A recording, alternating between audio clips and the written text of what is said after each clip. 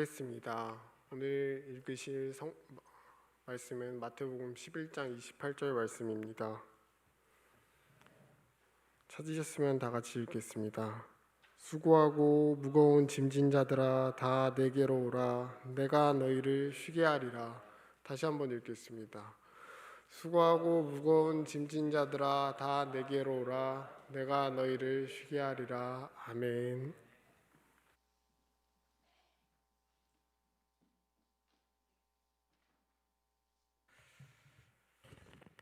할렐루야, 아멘. 반갑습니다.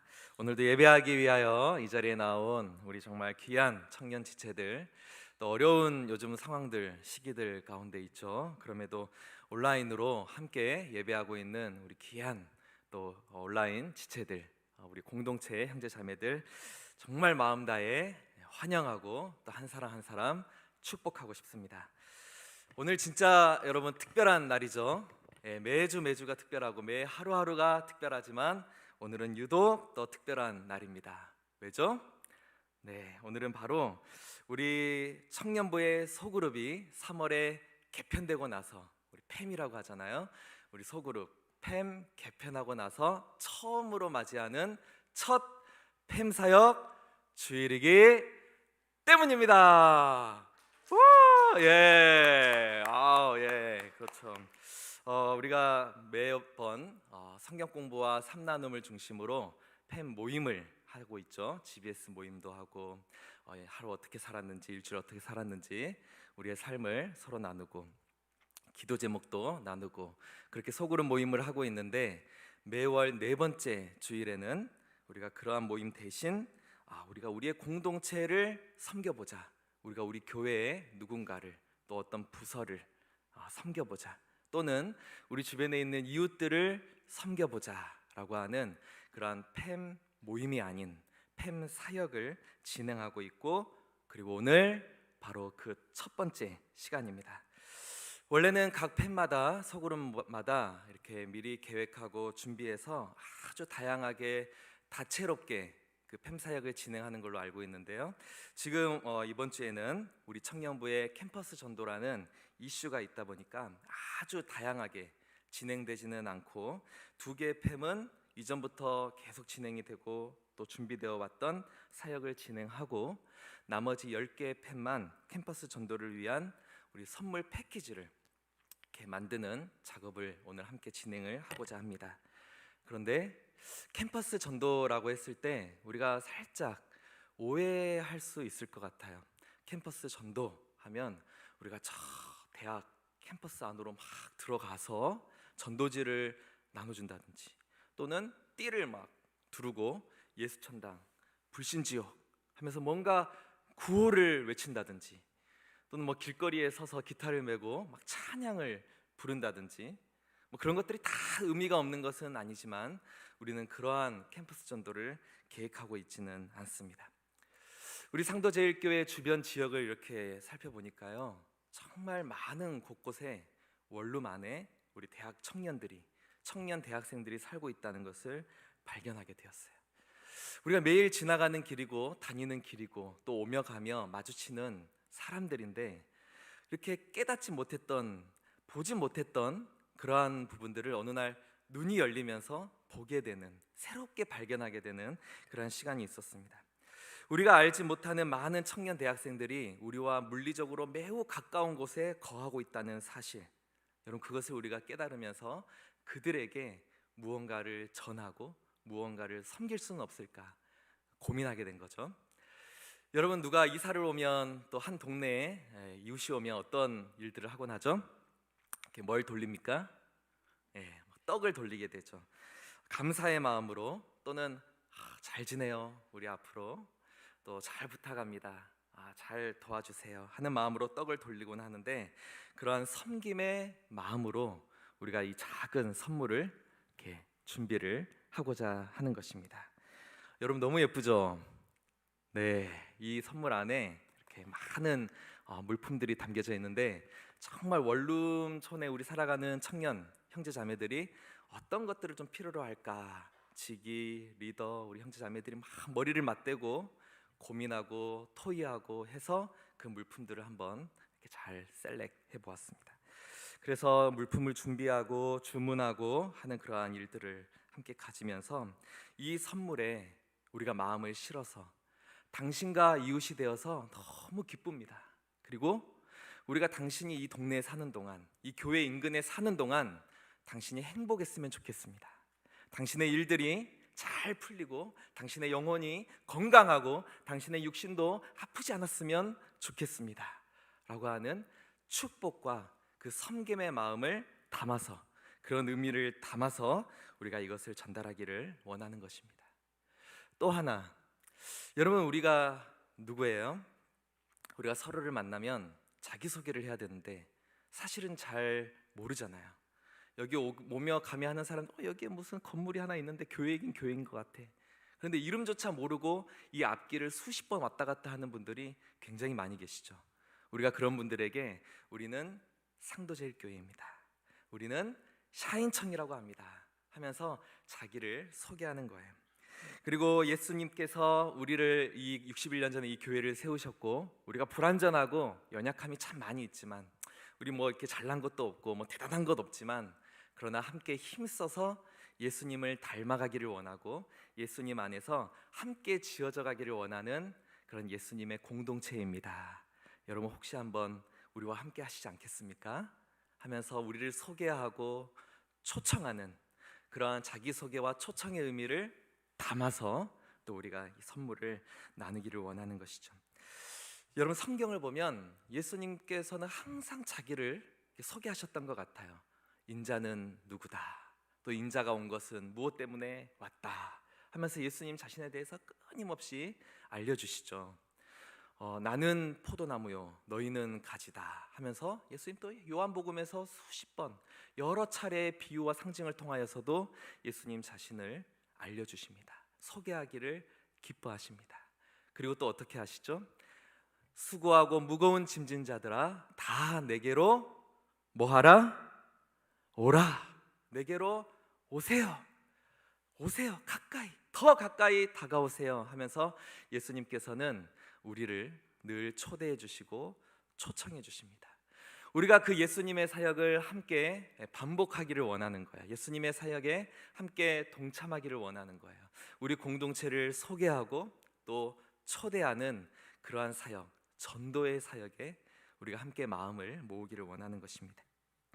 여러분, 그러한 관점에서 오늘 여러분들과 나누고 싶은 이 설교의 주제는 바로 초청입니다. 예수님께서 우리를 초청하셨는데 우리가 또 누군가를 초청하려고 하는데, 그렇다면 여러분은, 저와 여러분은 어떻게 예수님께 초청받으셨습니까? 여러분, 이 공동체에 또 하나님의 이 교회에 어떻게 오시게 되었습니까? 여러분, 그것이 궁금한 거죠. 여러분, 궁금하지 않습니까? 너는 어떻게 우리 교회 오게 되었니? 너는 어떻게 예수님을 믿게 되었니? 하는 그러한 부분들을 함께 나눠보고 싶습니다. 그리고 우리가 예수님께 늘 초대받고 초청받고 있음에도 불구하고 왜 우리는 때때로 예수님께 더 가까이 나아가지 못하는가? 우리가 그러한 문제들도 우리가 살짝 한번 짚어보면 좋을 것 같아요. 여러분은 어떻게 예수님께 초청받으셨습니까? 초대되셨습니까? 여러분은 어떻게 예수님을 믿는 기독교인, 크리스천이 되셨습니까? 우리의 문을, 어떤 문을 열고 들어왔는지, 우리가 예수님을 믿게 되는 과정이 있는데 예수님을 믿게 되는 세 가지 과정, 세 가지 루트를 함께 살펴보았으면 좋겠어요. 첫 번째는 문화적 신앙이라는 게 있습니다. 문화를 통해서 우리가 기독교인이 되는 거예요. 뭐 예를 들어 옛날 우리가 1000년 전 로마 시대에 살았으면 태어나자마자 카톨릭이었겠죠. 카톨릭 문화 세계였기 때문에 그렇습니다. 우리가 모태신앙이라고 얘기하잖아요. 태어날 때부터 모태에서부터 신앙을 가지고 태어났다. 그래서 모태신앙, 이것도 문화를 통해 우리가 예수님을 만나게 된 과정이죠. 여러분, 저도 딱 눈을 떠보니 어디였을까요? 세상에 나와보니 제가 교회였습니다. 예, 제가 병원에서 태어난 것도 아니고 집에서 태어난 것도 아니고 권사님들이 그 가도 소독 가위 있잖아요. 가위를 소독시켜서 제 탯줄을 잘라 주셨다라고 해요. 저는 태어나 보니 교회였고 눈을 떠보니 아버지가 전도사님이셨어요. 그렇게 저는 문화적으로 이 문화적 과정을 통하여서 신앙의 세계, 예수님을 만나게 된 그 첫 발걸음을 딱 떼게 된 것입니다. 모태신앙인 분들 그렇게 얘기하죠. 태어날 때 보니까 입에다가 십자가를 물고 있다더라. 십자가를 입에다 물고 뭐 태어났다더라. 그래서 내가 주일에 교회를 가면, 일요일에 교회 가면은 칭찬받고, 교회를 안 가면 혼나고 하는 그러한 문화 형태, 라이프 스타일, 그러한 생활 양식을 가지고 살아가는 분들을 우리는 문화적 신앙의 소유자라고 부를 수 있을 것 같아요. 두 번째는 경험적 신앙인데요. 여러분, 우리가 경험이라는 문을 통하여 또 예수님께 나아가게 되죠. 어떤 분들은 인생에 있어서 굉장히 심각한 그 위기의 때를 경험합니다. 정말 절박하고 간절하고 그래서 기도가 터져 나올 수밖에 없는 그런 상황들을 마주치게 되죠. 그런 놀랍게도 그 기도에 하나님이 응답하시고 나는 인격적인 주님을 경험하게 되는 것입니다. 우리가 우리의 한계를 경험할 때, 그리고 우리가 정말 고통스러운 상황 가운데 처해 있을 때 만나주시는 하나님, 그 예수님, 그분을 경험함으로써 우리는 이 신앙의 세계에 발을 들이게 되는 거죠. 또 어떠한 분들은 기도 가운데 신비한 경험을 하기도 하시고요, 예수님을 직접 만나는 그런 놀라운 체험을 하기도 하시죠. 우리가 서로 친해지다 보면 그런 은밀한 이야기들을 나눌 때가 있어요. 야, 있잖아, 나 사실 언제 죽을 뻔한 적이 있었다. 나 사실 되게 힘들었던 적이 있었다. 그런 얘기를 우리가 종종 하게 되잖아요. 겉으로 볼 때는 뭐 누가 하나 할 거 없이 너무나 멀쩡한, 너무나 말끔한 모습들을 하고 계시지만 우리가 실제로는 다 심각한 인생의 위기, 생명의 위기, 관계의 위기, 경제적인 위기, 그런 영적인 위기를 거쳐왔던 그런 경험이 있다는 것이죠. 그런데 그 위기로부터 우리가 구출을 받은, 벗어나는 과정을 통해서 예수님께 나아가게 된 것입니다. 제 개인적으로도 정말 어렸을 때 그 생명의 위기가 많았던 것 같아요. 제가 6살 때 이제 수련회를 갔는데, 가족들 전교인 수련회. 그래서 마지막에 라면 먹고 헤어지자 가마솥 쓰다가 라면을 펄펄펄 끓였어요. 그런데 제가 그 라면 이제 앞에 앉아 있었던 거죠. 라면을 불출하려고 뒤에다 가져놨는데 제가 의자를 이렇게 까닥 하다가 그 의자, 썩은 나무와 같은 그 의자가 탁 부러지면서 제가 그 안에 빠지게 된 겁니다. 그 가마솥 안에 들어가서 막 몸에 심한 화상을 입게 되었어요. 뼈가 보일 정도로 그렇게 막 몸이 녹아 들어가게 되는.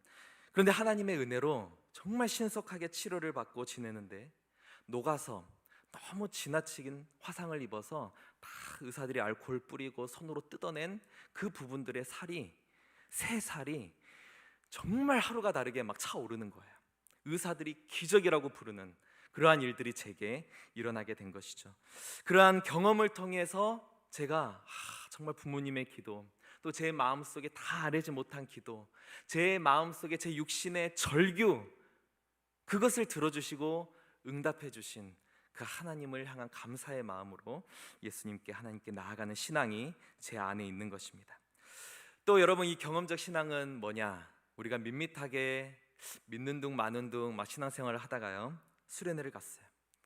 친구가 강권하여 선생님이 오라오라 해서 이 수련회를 갔는데, 거기서 기도 중에 갑자기 나도 모르게 터져 나오는 부분들이 있는 거예요.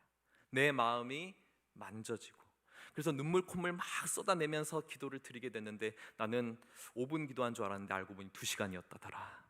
뭐 이런 이제 신앙의 고백들을 하시는 분들이 있으시잖아요. 여러분, 이러한 특별한 경험의 은혜를 주님께서 우리에게 주시죠.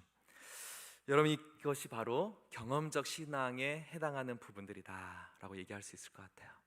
마지막 세 번째는 뭘까요? 바로 굉장히 중요한 부분, 그리고 때로는 우리에게 낯설게 여겨지는 부분, 바로 지적 신앙, 지적인 신앙입니다. 모태 신앙도 아니고, 그리고 우리가 어떤 특별한 경험에 의해서 이끌려진 것도 아닌데 삶을 살아가다 보면 여러분 어때요? 현타가 오는 순간들이 있습니다.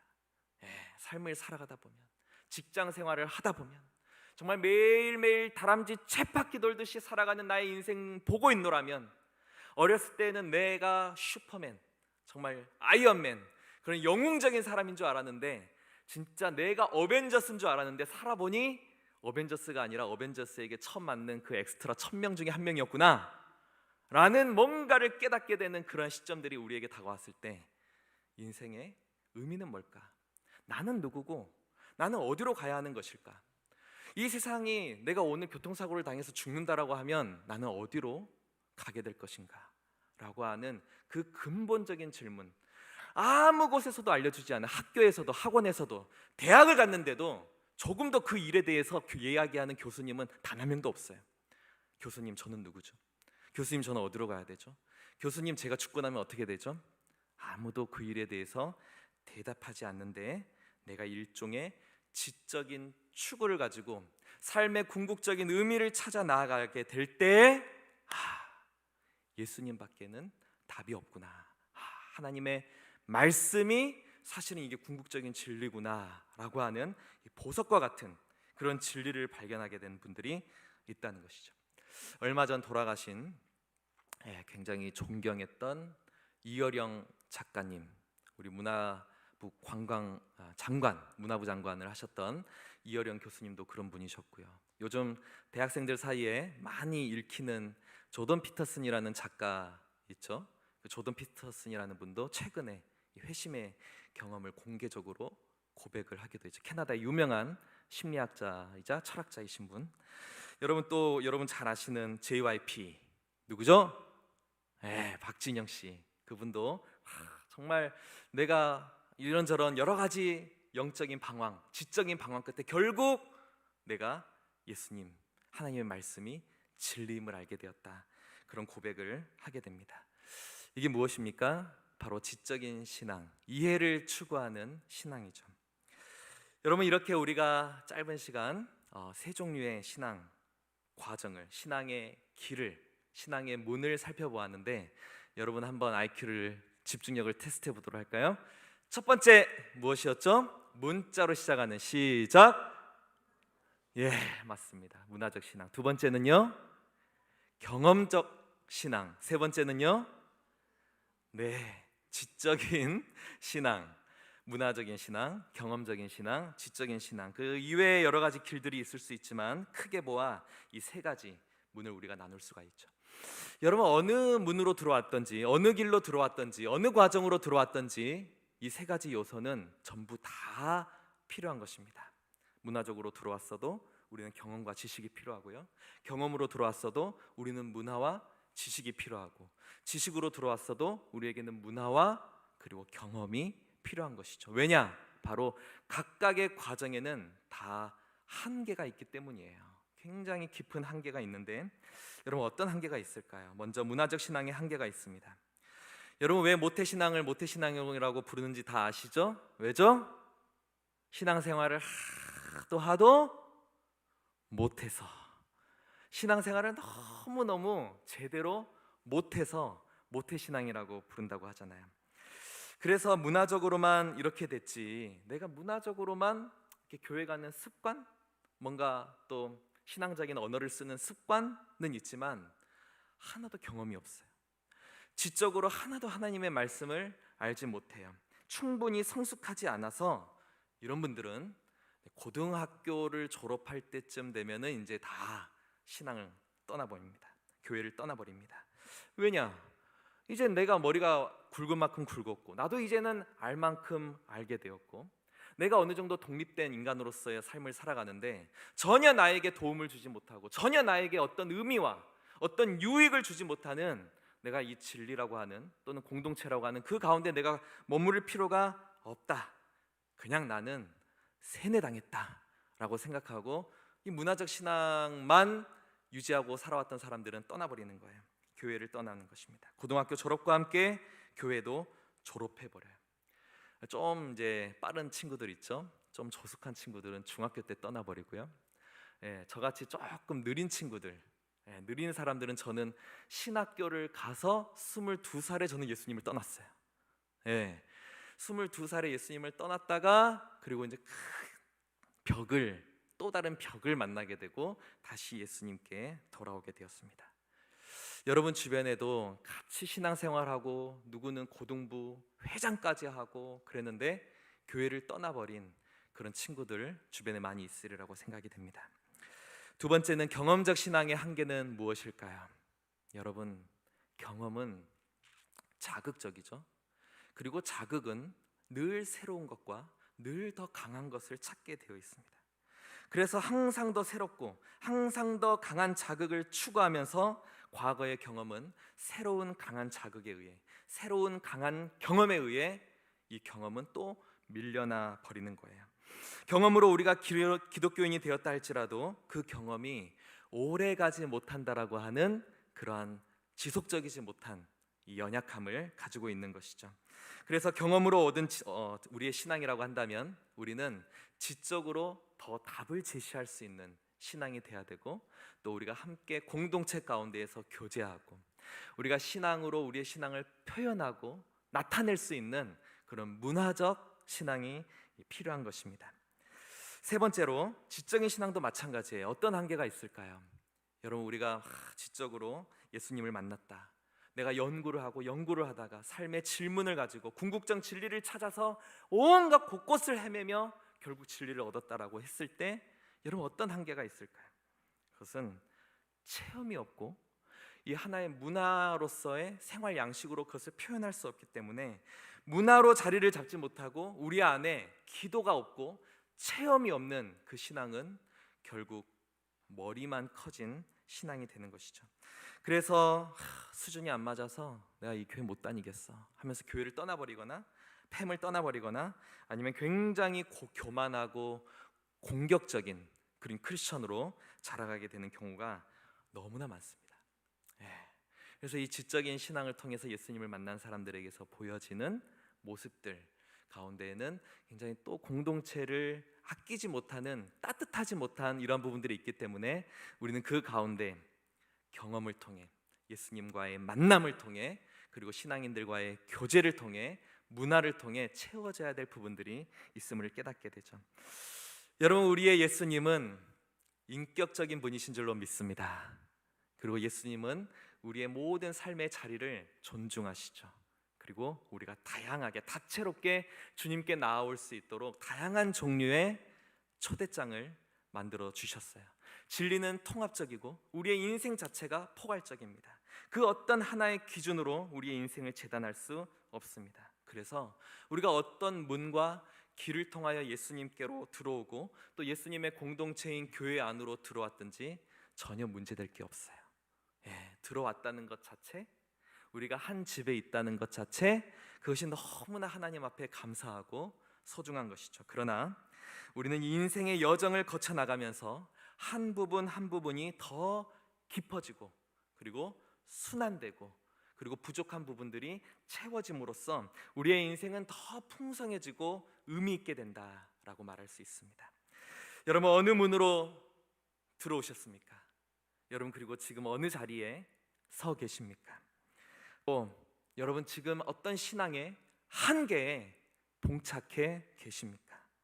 여러분과의 개인적인 만남을 통하여, 또 지기 리더분들과의 이 원투원을 통하여, 소그룹을 통하여 여러분은 어떻게 들어오셨고 또 어떤 한계를 가지고 계시는지가 풍성하게 나누어지는 그런 모임들이 이어졌으면 좋겠습니다.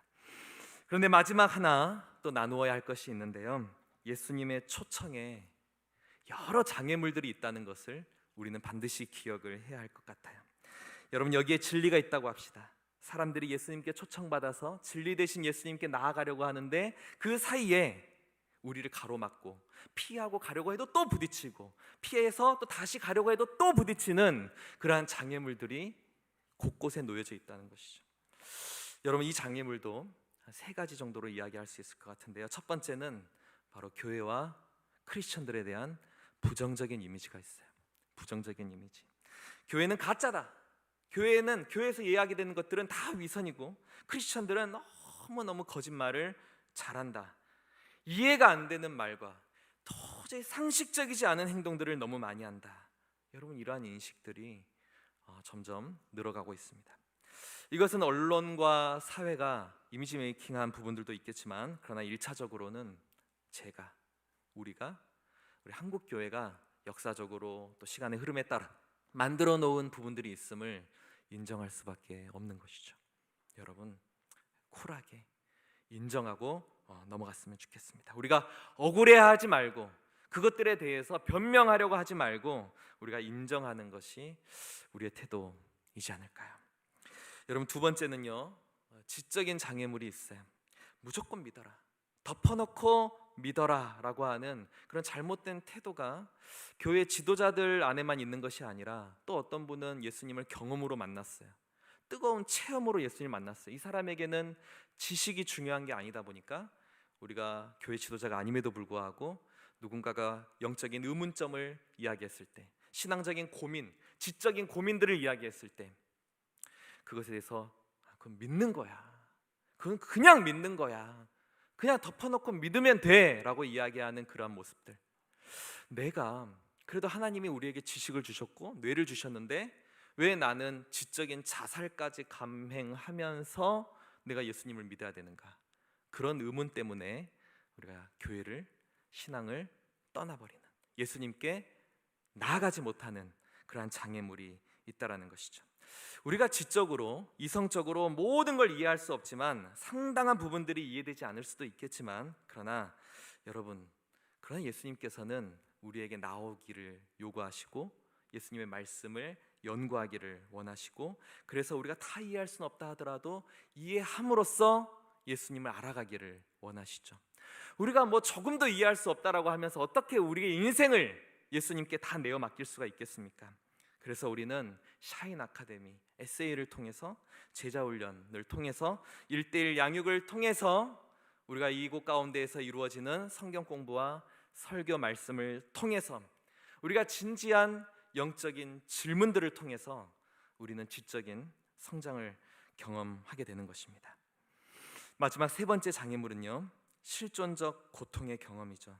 우리가 아까도 얘기했듯이 겉으로는 다 멀쩡해 보이고 말끔해 보이지만 이 내면 안에는 상처 덩어리가 있어요. 응어리들이 있습니다. 내면의 고통이 참 많습니다. 그런데 내게 이루 말할 수 없는 그 고통이 찾아왔는데, 그런데 하나님은 선하시다. God is good all the time. All the time God is good. Make no sense. 이해가 되지 않는다는 것이죠. 말이 되지 않는다는 것이죠.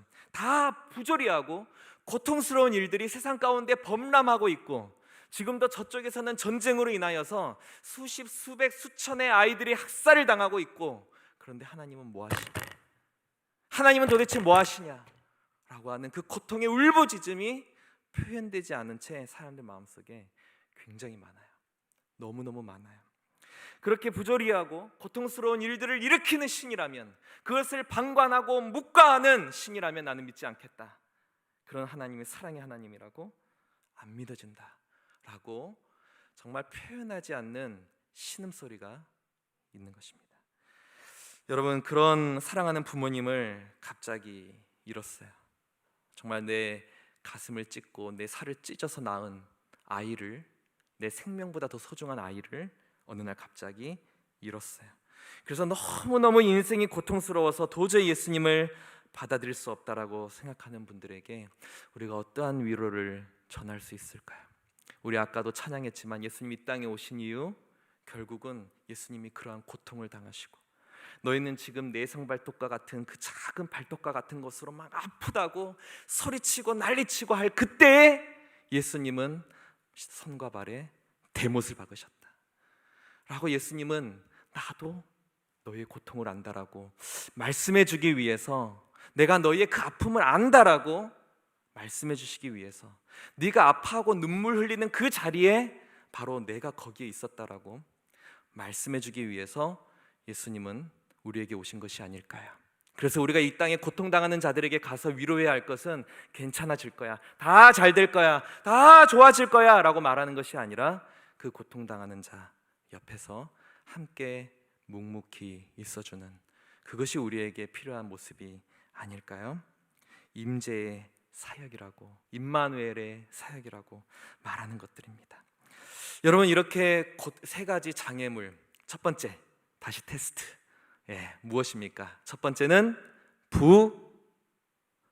부정적인 이미지들이 있는 것이죠. 두 번째는요, 지적인 장애물이 또 있고요. 세 번째는 바로 실존적인 고통의 체험들이 우리가 예수 그리스도께 가까이 다가가고 그분의 초대와 초청에 응하기 어렵게 만드는, 주저하게 만드는 모습들이 있다는 것을 우리가 기억했으면 좋겠습니다. 여러분, 우리에게도 그러한 것이 있을진데 우리가 함께 복음 전하며 또 이 선물을 들고 함께 사랑 나누고 자기를 소개하고 축복하기를 원하는 우리의 이웃들에게도 여러분, 그러한 장애물들이 없다라고 말할 수는 없을 것입니다. 그렇다면 우리에게 그러한 주저함이 있다면 왜 주저함이 있는지, 그들에게 주저함이 있다면 무엇 때문에 주저함이 있는지를 우리가 깊은 대화와 공부와 기도 가운데 함께 풀어나가는 것을 저와 여러분의 숙제로 삼고 이번 한 주간을 함께 보냈으면 좋겠습니다. 우리 마지막으로 다 같이 한번 읽어보도록 할까요? 본문 마태복음 11장 28절 다 같이 읽습니다. 시작. 수고하고 무거운 짐진 자들아 다 내게로 오라. 내가 너희를 쉬게 하리라. 아멘. 지금도 오늘도 여전히 우리를 초대하고 계시는 주님이신 줄을 믿습니다. 우리의 피곤함, 우리의 지쳐있는 모습들, 수고하고 무거운 짐진 그 모습들 주님 너무나 잘 아시죠. 죄로 인해서, 또 사회적인 구조적인 죄로 인해서 우리에게 큰 피곤과 아픔과 지쳐있는 그런 삶이 우리에게 다가오고 있는데 주님은 내게로 오라. 내가 너희를 쉬게 하리라.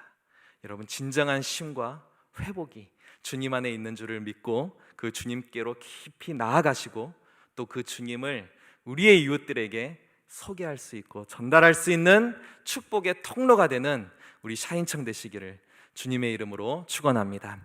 기도하겠습니다. 하나님 아버지, 오늘 우리가 어떤 길로 또 어떤 문으로 주님께 다가오게 되었는지를 함께 나누었습니다. 하나님, 다양한 길들이 있는데 주님 일단 우리를 초대해 주시고 주님의 품으로 맞아 주시며 또 우리의 연약함에도 불구하고 끌어주셔서 주님 그 안에 함께 거할 수 있게 은혜 주심을 감사를 드립니다. 하나님, 그 감사를 잊지 아니하고 더욱더 깊이 있는 신앙으로 더욱더 온전하고 총체적이고 풍성한 신앙의 길로 나아갈 수 있도록 우리의 한계를 스스로 깨닫고 주님 앞에 다시 한번 도움받으며 새롭게 나아가며 새롭게 시작할 수 있는 이 시간들이 될 수 있도록 은혜 위에 은혜를 더하여 주시옵소서. 하나님, 그러나 또 한편에 우리 마음 가운데 주저함이 있고 하나님, 그 주저함이 어떤 장애물 때문인지 우리가 깊이 묵상해 보기를 소망합니다. 주님의 은혜로, 성령의 도우심으로 그 장애물과 같은 우리 마음속에 박힌 큰 돌이 우리가 제거되게 하여 주시옵고, 그래야 해서 더욱더 주님께 자유롭게 나아가고 깊이 있게 나아가는데 주저함이 없도록 인도하여 주시옵소서. 하나님, 우리의 이웃들을 향하여 손을 내밀기를 소망합니다. 손을 뻗기를 간절히 소망합니다. 축복과 섬김의 메시지를 가지고 자기의 소개와 그리고 그들을 향한 예수님을 소개하고 예수님께 초청하기 위한 그런 메시지를 가지고 오늘 함께 우리가 사역들을 감당하고자 할 때 주님께서 이 사역에도 물된 동산과 같은 축복을 더하여 주셔서 참여하는 모든 이들의 마음이 풍요로운 주님의 시냇가가 되게 하여 주시옵소서. 감사드리며 우리 주 예수 그리스도의 이름으로 기도드리옵나이다. 아멘.